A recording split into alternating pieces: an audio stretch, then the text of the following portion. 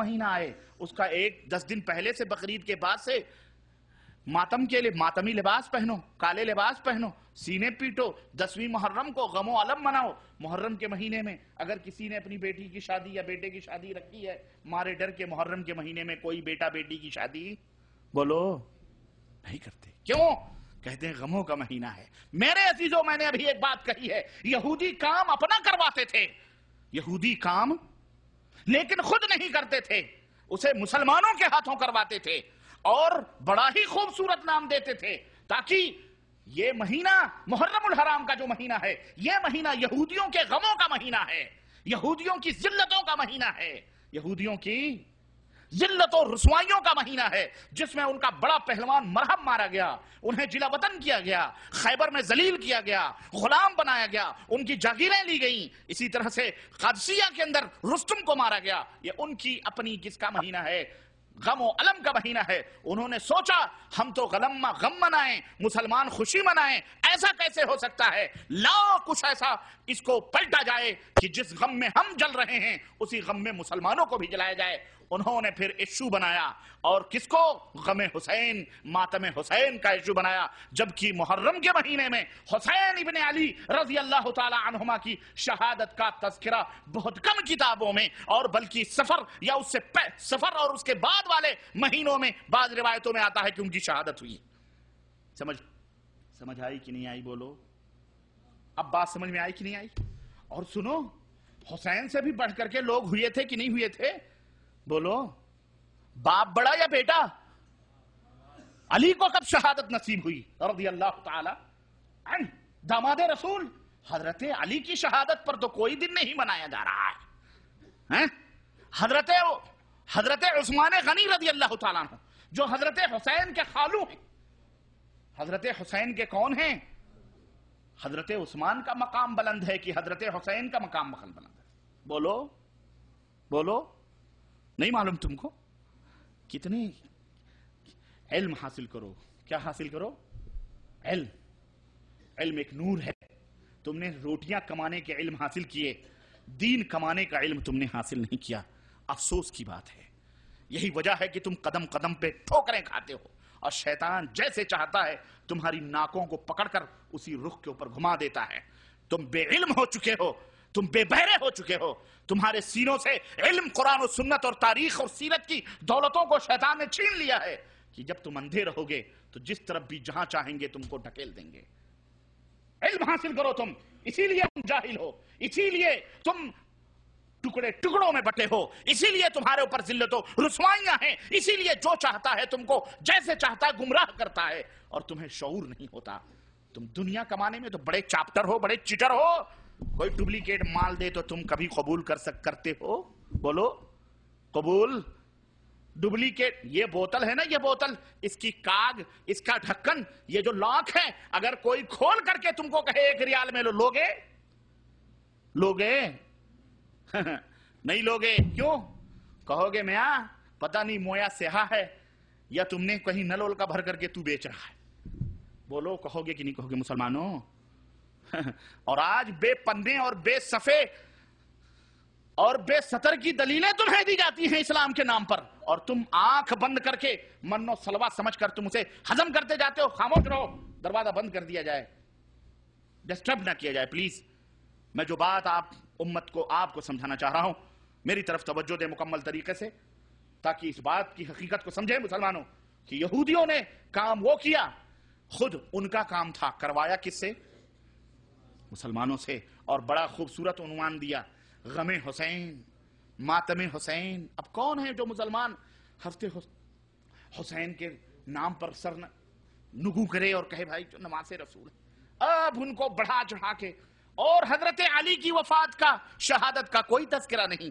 حضرت عثمان غنی کو مدینہ کے اندر مسجد نبی کے بغل میں 50 دن بھوکوں اور پیاسوں رکھ کر زندہ ذبح کیا گیا، اس کا کوئی تذکرہ نہیں۔ حضرت عمر بن خطاب رضی اللہ تعالیٰ عنہ کو منبر رسول کے اوپر، مصلی نبی کے اوپر شہید کیا گیا، اس کا کوئی بھی غم؟ بولو، غم کس کا منایا جا رہا ہے؟ باپ کا کوئی تذکرہ نہیں، بڑوں کا کوئی غم نہیں، غم نواسوں کا منایا جا رہا ہے۔ سمجھ آئی کہ نہیں آئی مسلمانوں؟ یہ چال چلی گئی کہ تمہیں یہودیوں نے محرم کا مہینہ جو مسلمانوں کی خوشی و مسرت کا مہینہ تھا، غم و علم کا مہینہ بنا کر ان کے لیے تھا، انہوں نے تمہیں بھی اپنے رنگ میں لپیٹ لیا اور تم بھی اس مہینے کو غلط سمجھنے لگے. اور یہی حال عید میلاد النبی کا بھی ہے. یہ بھی میں تمہیں بتاتا چلوں تاکہ یہ بات بھی کلیئر ہو جائے. یہی حال عید میلاد النبی کا. جاؤ کوئی مائی کا لال بتلائے اور جاؤ تاریخ کے اوراق تھا کہ دیکھو. میرے عزیزوں، میرے دوستو، اس میں کوئی شک نہیں کہ حضرت مدنی تاجدار محمد الرسول اللہ صلی اللہ علیہ وسلم کی وفات حضرت آیات شہر ربیع الاول کی 12 تاریخ کو ہوئی ہے. اس میں کوئی اعتراض اور اس میں کوئی اختلاف محدثین کا، مورخین کا، اصحاب سیر کا ہرگز نہیں کہ نبی کریم صلی اللہ علیہ وسلم کی وفات، اور وہ وفات اللہ اکبر جس نے صحابہ کرام کے سینوں کو، حضرت فاطمۃ الزہرا کہتی ہیں کہ لوگوں تم نے میرے بابا جان کو قبر میں کیسے دفن کر دیا؟ کیا تمہارے سینے اس وقت جب میرے بابا جان کے اوپر مٹی ڈال رہے تھے نبی کی محبت میں نہیں تڑپے؟ کیسے تم نے میرے بابا جان کے جسم کے اوپر مٹی ڈالی؟ حضرت عمر بن خطاب دیوانہ ہو گئے، مدینے کی گلی میں تلوار لے کر کے گھوم رہے ہیں اور کہا جو کوئی یہ کہے گا کہ میرا نبی انتقال کر چکا ہے، مر چکا ہے، میں اس کی گردن اڑا دوں گا. نہیں، میرے نبی مرے نہیں. میرے نبی موسیٰ کی طرح پہاڑی پر گئے ہیں مصحف لینے کے لیے، اللہ تعالیٰ کے ہاں گئے ہیں. جس طرح موسیٰ آئے تھے واپس پلٹ کر کے 40 دن کے بعد، ایسے ہی میرے نبی بھی 40 دن کے بعد پلٹ کر کے آئیں گے. یہ دیوانگی کا عالم تھا. صحابہ کرام جس چہرے مبارک کو دیکھ کر سرور اور خوشی حاصل کیا کرتے تھے، آج وہ نبی کا چہرہ سامنے نہیں رہا. یہ عالم تھا. میرے عزیزوں، 12 تاریخ کو، کون سی ربیع الاول کو؟ 12 ربیع الاول کو. اس میں کوئی شک نہیں کہ نبی کریم صلی اللہ علیہ وسلم کی وفات 12 ربیع الاول کو ہوئی ہے.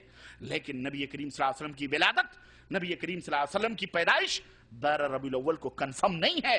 کچھ لوگ کہتے ہیں کہ 12 ربیع الاول کو ہے، لیکن جب ہجری اور عیسوی سالوں کو جوڑا جاتا ہے تو اس کی تاریخ 9 ربیع الاول بنتی ہے. پیر کا دن 9 ربیع الاول کو پڑتا ہے. کون سی تاریخ؟ 9 ربیع الاول کو. چلو ٹھیک ہے، 9 ربیع الاول کو پیدائش ہوئی، موت ہوئی، چلو کوئی بات نہیں. پیدائش اور موت، نبی کریم صلی اللہ علیہ وسلم پیدا ہوئے اور انتقال کیا آپ نے، آپ کی زندگی گزری، صحابہ کی زندگی گزری، نہ کوئی غم نہ کوئی خوشی. غم منایا گیا 12 ربیع الاول کو. کیا منایا گیا؟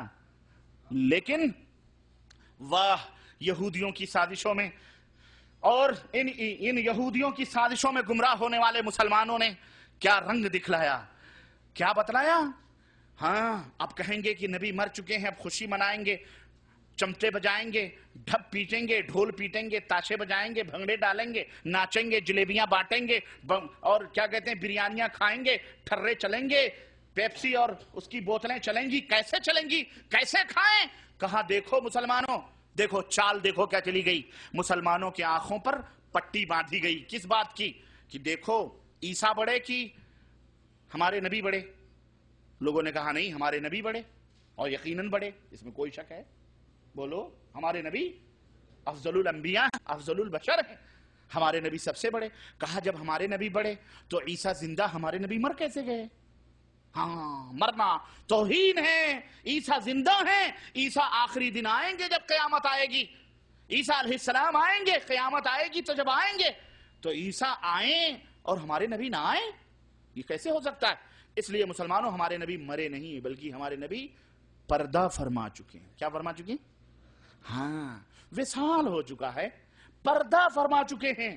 ایک لمحے کے لیے آئی تھی انہیں بھی موت، پھر ہمیشہ کے لیے ان کی موت مر گئی. ہمارے نبی زندہ ہیں، ہمارے نبی مرے نہیں ہیں. اللہ اکبر. جب یہ چشمہ لگایا گیا، یہ پٹی مسلمانوں کی آنکھوں پہ ڈالی گئی تاکہ نبی کی موت اور نبی کی وفات کا جو غم مسلمانوں کے سینے میں ہو. نبی کے مرنے سے، وفات پانے سے اس دنیا میں کس کو سب سے زیادہ خوشی ہوئی تھی؟ بولو. ہاں یہودوں اور نصارہ کو جتنی دشمنی تھی نبی کی موت پر، اتنی ہی ان کو بولو خوشی ہوئی تھی، کیونکہ یہی سب سے بدترین دشمن تھے محمد الرسول اللہ صلی اللہ علیہ وسلم کے. اس لیے نبی کی وفات پر انہی کو سب سے زیادہ غم، انہی کو سب سے زیادہ خوشی ہوئی تھی. اب یہ خوشیاں کیسے منائیں؟ خود تو خوشیاں مناتے تھے، اب مناتے تو اب انہوں نے سوچا مسلمانوں کو بھی شریک کریں. ہوا کیا نتیجہ؟